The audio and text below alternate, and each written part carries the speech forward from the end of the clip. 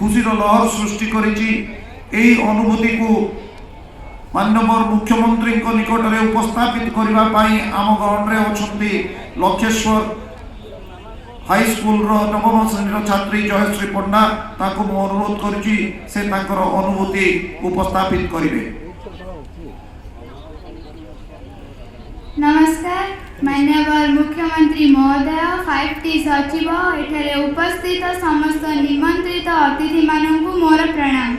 मोर नाम जयश्री पंडा। मु लक्षेश्वर सरकारी उच्च विद्यालय 9th क्लास छात्री। ओडिशा सरकार को मो स्कूल योजना रे 5T रूपांतरीकरण होईछि। एथिरे आम विद्यालय अंतर्गत 5T रूपांतरीकरण शिक्षा क्षेत्र रे नव प्रभातर उदय होईछि।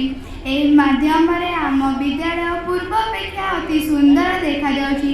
चतुर्दिग कांथारे ओडिशा ऐतिह्य और परंपरार रंगीन कारीगरी आमको आगुक बढ़िबार प्रेरणा जोगाउछि। एही कार्यक्रम रे आम विद्यालय रे स्मार्ट क्लासरूम, ई लाइब्रेरी, साइंस लैब इत्यादि व्यवस्था आमको पाठ पढ़िबारे उत्साह जोगाउछि।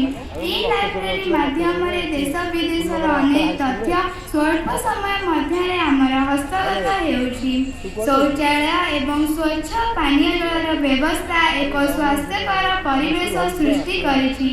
आम विद्यालय रे खेलकूदर व्यवस्था पाई विद्यालय को आसीबाकू भल लागुछि। एथि सहित समस्त मेडिकल और इंजीनियरिंग कॉलेज मानकरे सरकारी विद्यालय रे पाठ पढ़ुथिबा छात्र छात्री मानक पाई 15% रिजर्वेशन रो व्यवस्था रहिछि। आम विद्यालय वर्तमान कौनसी प्राइवेट स्कूल पछरे नुहे।